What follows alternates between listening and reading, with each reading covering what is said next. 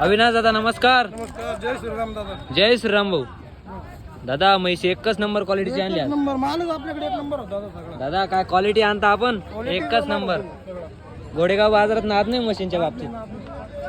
दादा या समोरच्या म्हशीची काय सांगता? ही म्हैस भाऊ 4.5 महिन्याची म्हैस आहे गाभण.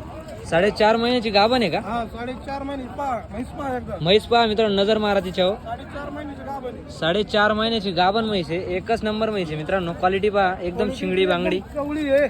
कवळी आहे एकदम. हा कवळी कवळी. दादा किती दिवस टाइम येईल? ही 4 महिन्याची तपासून आहे भाऊ. हा या 6 महिने सांभाळायची.